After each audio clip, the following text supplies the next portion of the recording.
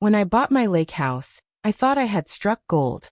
Quiet mornings fishing off the dock, coffee steaming while loons called across the water. My property wasn't just a house. It was peace itself. Sure, the neighborhood came with an HOA, but the realtor swore it was low-key, friendly, and mostly inactive. That's the biggest lie I've been told since. These jeans definitely fit. The HOA president was a woman named Karen. Yes, actually Karen. And she ran the board with the kind of iron fist you'd expect from a dictator.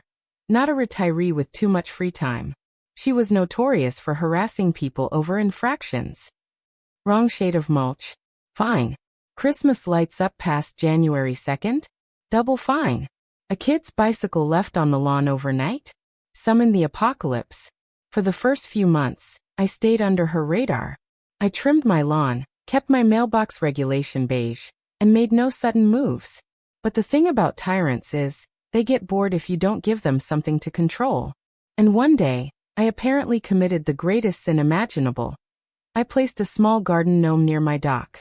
That gnome, cheerful and holding a fishing pole, was apparently a flagrant violation of community aesthetics. At least, that's what the letter taped to my front door said. Karen had highlighted passages from the bylaws in yellow, like some kind of deranged college professor. And that's when the war began. The letter wasn't even folded into an envelope. It was taped right across my glass door, so anyone passing by could see it. In bright, bold font it read, "Notice of violation. You are hereby in violation of HOA Code 3.2.7, unauthorized lawn ornaments. Remove said item within 48 hours or face a $250 fine." $250? For a gnome? I chuckled, thinking it had to be a mistake. But then I saw the signature at the bottom. President Karen R. Whitmore. She even underlined her own name. I walked down to the dock, looked at my little gnome, and honestly, he looked pretty smug, like he knew he was causing chaos. I left him there out of principle. The next day, Karen herself marched up to my porch. Clipboard in hand, sunglasses perched dramatically on her nose. She looked like she was about to issue a parking ticket. "Good morning," I said politely. "Sir, your lawn ornament must be removed. It disrupts the harmony of our lakeside aesthetic." I looked out at the lake. Someone had a 12-foot inflatable swan anchored to their dock. Another house had plastic flamingos. "And the flamingos?" I asked. "They're grandfathered in," she snapped. "From what, the Cretaceous period?" Her lips thinned. "You have until tomorrow. Don't make me escalate this." Spoiler, she did escalate it. By week's end, I had 3 new violation letters. Each one carried a higher fine. $250 for failure to remove ornament. Another $100 for non-compliance with aesthetic directive. Then a $50 late penalty. Total, $400. For one stubborn gnome. I started a file folder, HOA Madness, and tucked each notice inside.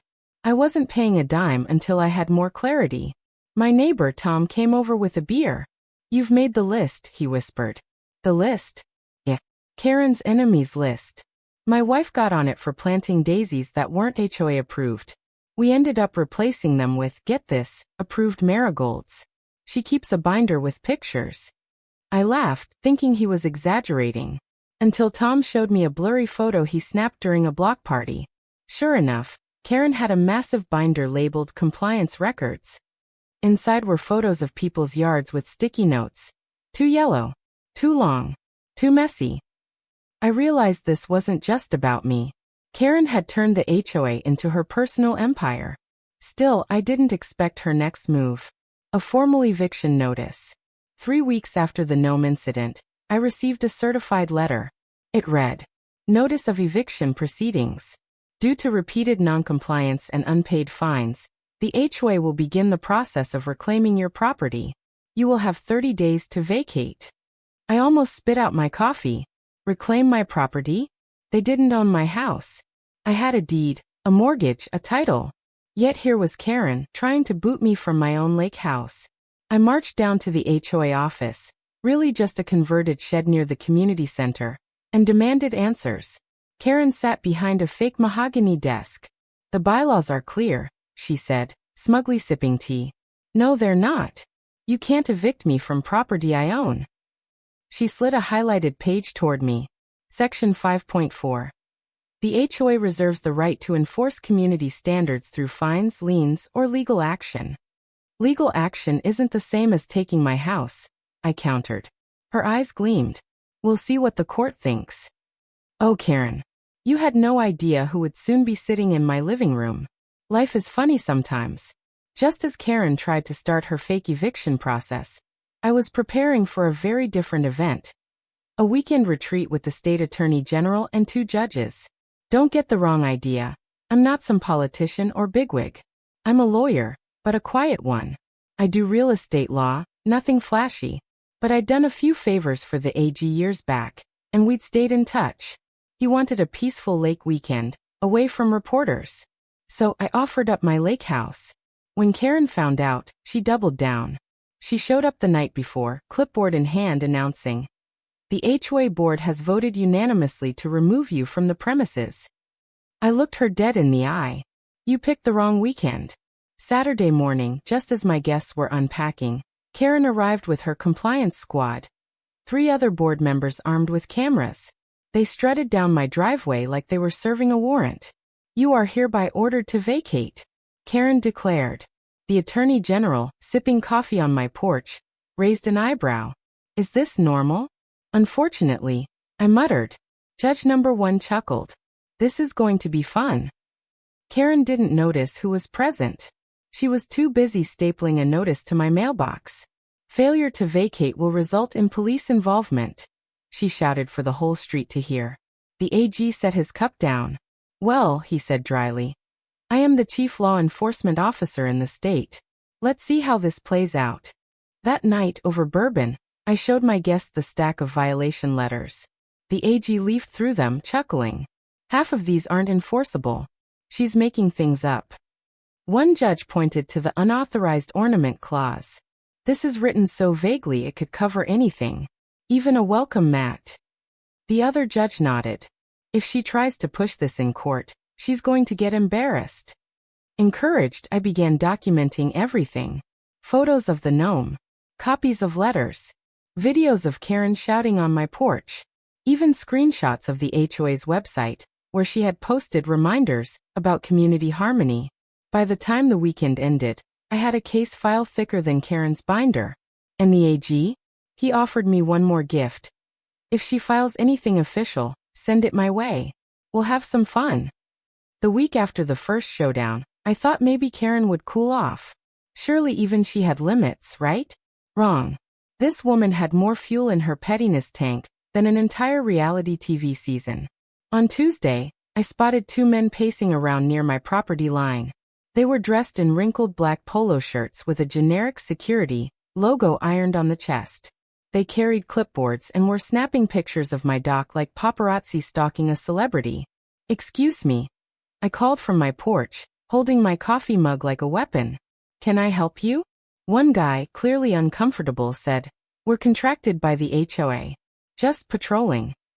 I raised an eyebrow. "Funny, because this is private property, which means you're trespassing." The second one puffed up his chest. "We're authorized." I slowly pulled out my attorney badge. "Well, I'm authorized by the state bar and the courts. Guess who outranks a fake badge from Karen's printer?"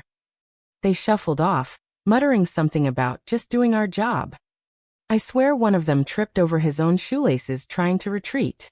The next morning, Karen retaliated with her boldest letter yet. Final warning. Failure to vacate will result in forcible removal. Forcible removal. Over a gnome. I laughed so hard I nearly spilled my coffee. Then I snapped a photo of the letter and posted it to our neighborhood Facebook page with the caption, "Apparently, I'm being deported from my own house. Come watch the circus." Within an hour, the post exploded with laughing emojis, sarcastic comments, and neighbors tagging each other. "You've got to see this." And just like that, the HOA war went viral. The HOA board meeting that week felt like a courtroom drama. Usually, only a handful of people bothered to show up, mostly retirees who liked free cookies. This time, the community center was packed wall to wall. Karen strutted in like she was walking a runway, her binder clutched to her chest, her compliance squad trailing behind her. She banged the gavel like a judge. Order. This meeting will come to order. Mr. Smith, she began, her voice dripping with triumph, has repeatedly violated bylaws. He refuses to comply, refuses to pay, and is now openly mocking this board. He is a danger to the community's reputation. Gasps filled the room. Someone whispered loudly, "Over a gnome?" I stood up slowly, like the main character in a movie. I'd like to respond. Karen smirked. 3 minutes. Then sit down. Instead of talking, I pulled out a thick stack of documents and laid them on the podium. Letters, photos, and recordings. But the piece de resistance? Property records. I held them up.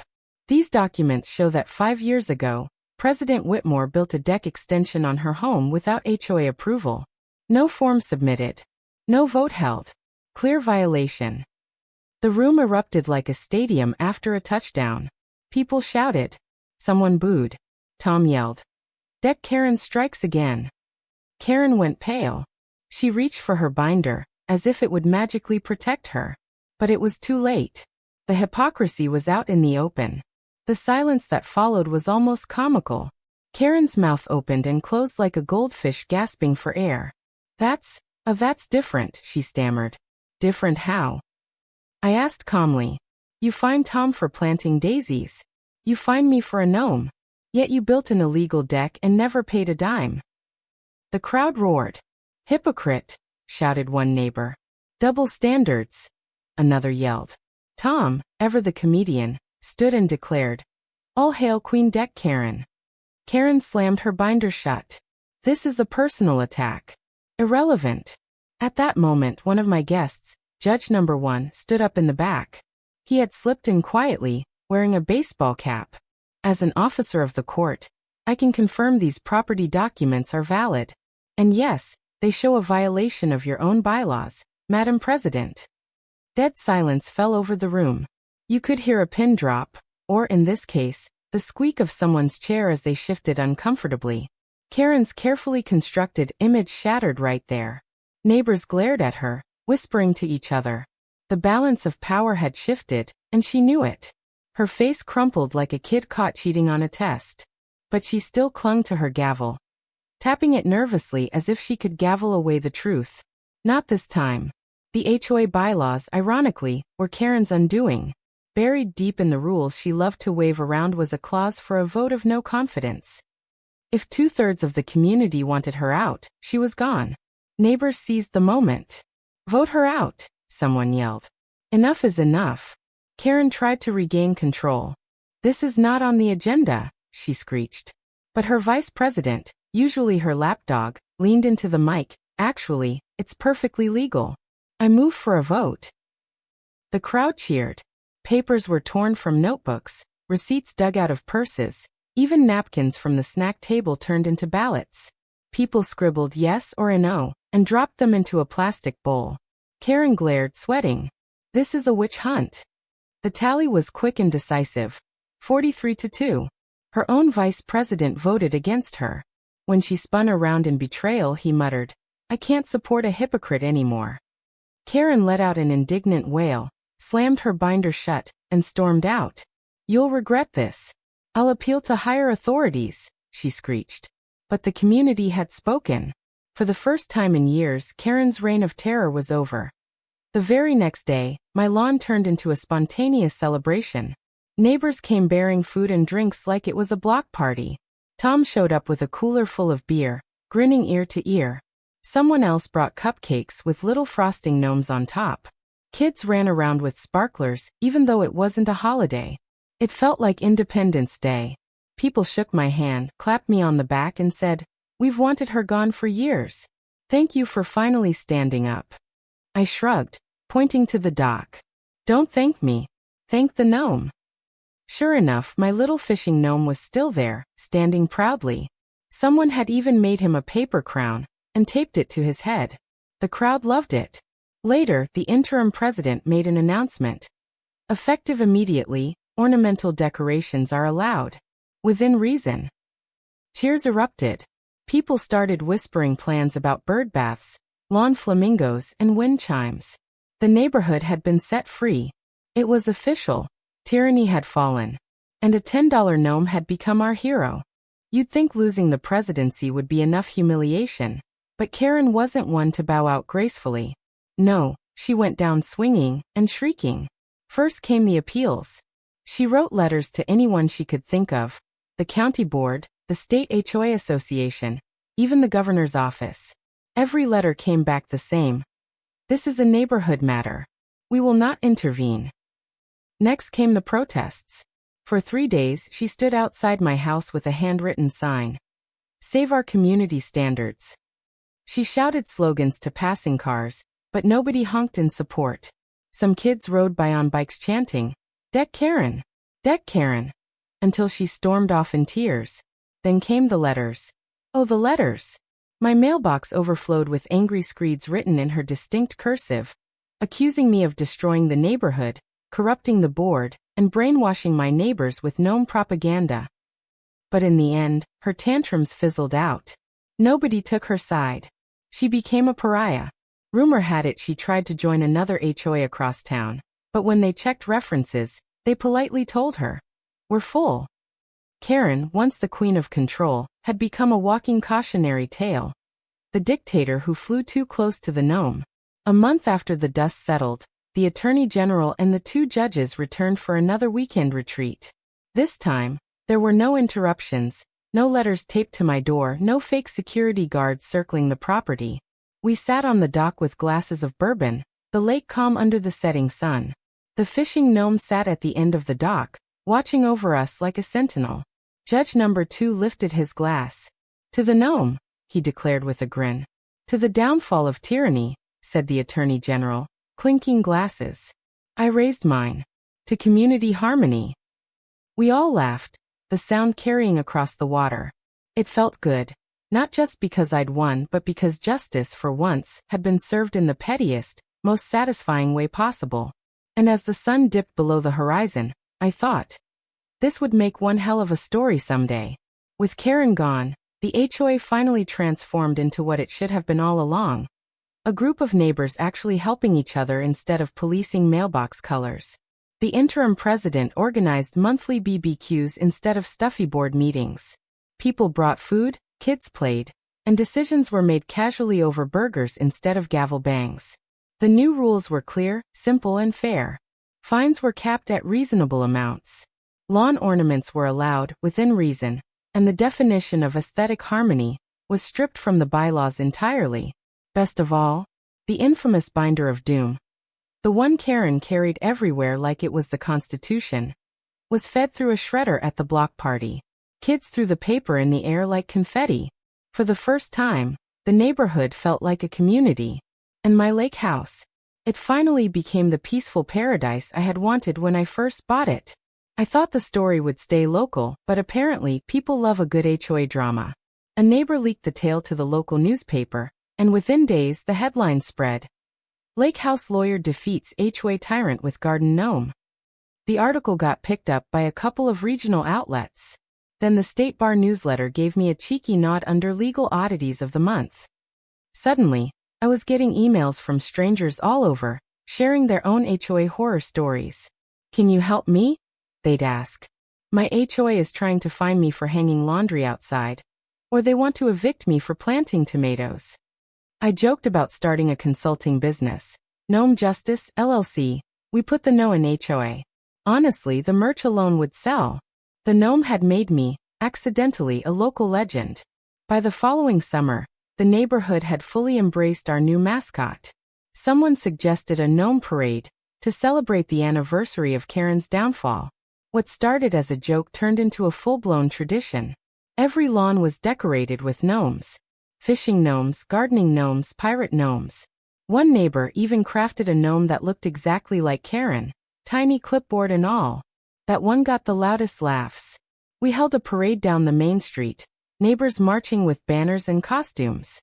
Kids dressed up as gnomes, adults carried floats, and my fishing gnome rode at the front like a king on a throne.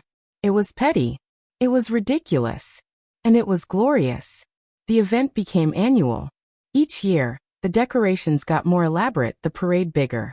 What started as one man refusing to bow to a tyrant became a neighborhood holiday. Now looking back, I still laugh at how it all started. A $10 gnome from a hardware store ended up toppling an entire petty regime. Karen thought she could bully me, fine me, and even evict me. She didn't realize she was picking a fight with a lawyer who just happened to have the attorney general and 2 judges sipping bourbon in his living room. That gnome taught us all something bigger. Sometimes justice doesn't come with gavels or court orders. Sometimes it comes with a pointy red hat and a fishing pole. And every time I walk past him, standing proudly by the dock, I smile. He's not just a lawn ornament anymore. He's a symbol. A reminder that even the smallest, silliest things can expose hypocrisy, topple tyrants, and unite a community. Justice, as it turns out, can be delightfully petty.